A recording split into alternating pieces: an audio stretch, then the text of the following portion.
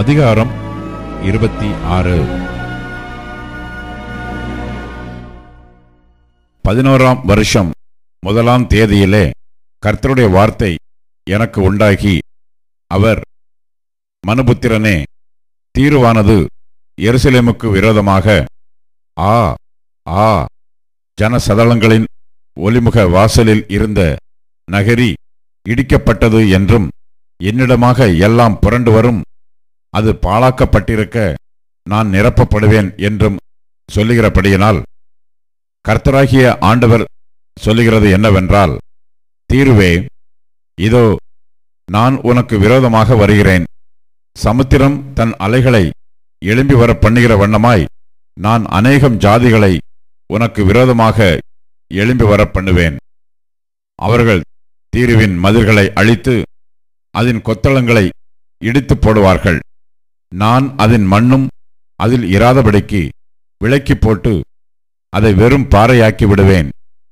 அது வலைகளை விரிக்கிற இடமாக சமுத்திரத்தின் நடுவிலே இருக்கும். நான் இதை சொன்னேன் என்று கர்த்தராகிய ஆண்டவர் உரைக்கிறார். அது ஜாதிகளுக்கு கொள்ளையாகும். வெளியில் இருக்கிற அதன் குமாரத்திகளோ பட்டயத்தால் கொன்று போடப்படுவார்கள்.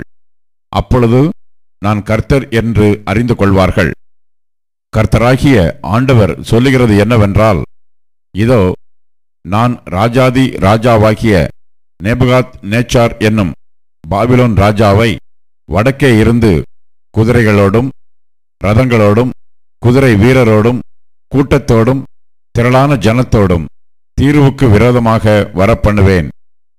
அவன் வெளியில் இருக்கிற உன் குமாரத்திகளை பட்டயத்தினால் கொன்று உனக்கு விரோதமாக கொத்தளங்களை கட்டி உனக்கு விரோதமாக அணை போட்டு உனக்கு விரோதமாக கேடயங்களை எடுத்து உன் மதில்களை இடிக்கிற எந்திரங்களை எதிரே வைத்து தன் கட்டைப்பாறைகளால் உன் கொத்தளங்களை இடித்து போடுவான். அவன் குதிரைகளின் ஏராளத்தினால் தூள் எழும்பி உன்னை மூடும்.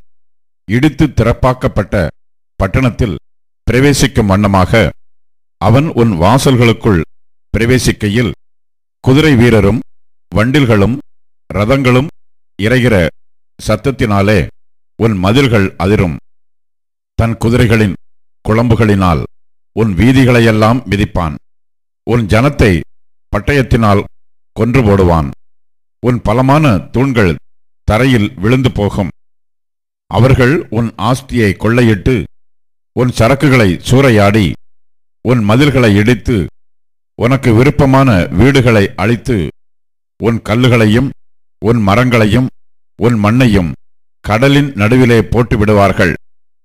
உன் பாட்டுகளின் சத்தத்தை ஓய பண்ணுவேன். உன் சுர மண்டலங்களின் சத்தம் இனி கேட்கப்படுவதில்லை. உன்னை வெறும் பாறையாக்கி விடுவேன். நீ வலைகளை விரிக்கிற ஸ்தலமாயிருப்பாய். இனி கட்டப்படாய். கர்த்தராகிய நான் இதை சொன்னேன் என்று கர்த்தராகிய ஆண்டவர் உரைக்கிறார். தீருவுக்கு கர்த்தராகிய ஆண்டவர் உரைக்கிறது என்னவென்றால், காயம்பட்டவர்கள் அலறும் போதும் உன் நடுவில் சங்காரம் நடக்கும்போதும் நீ விழுகிற சத்தத்தினால் தீவுகள் அதிராதோ?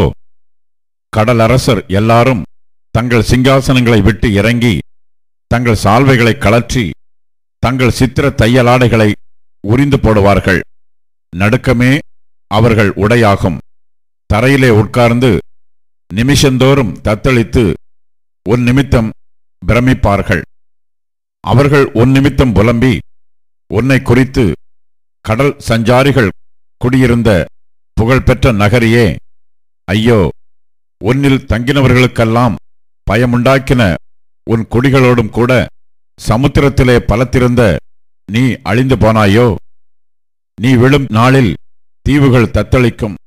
நீ அகன்று போகும்போது சமுத்திரத்தில் உள்ள தீவுகள் கலங்கும் என்பார்கள்.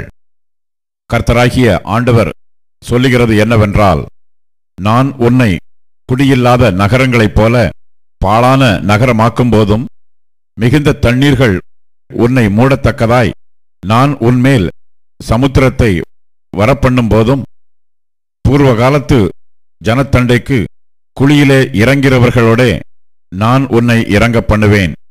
நீ குடியேறாதிருக்கும்படி பூர்வகாலம் முதற்கொண்டு பாழா இருக்கிற பூமியின் தாழ்விடங்களிலே குழியில் இறங்குகிறவர்களோட நான் உன்னை தங்கியிருக்க பண்ணுவேன்.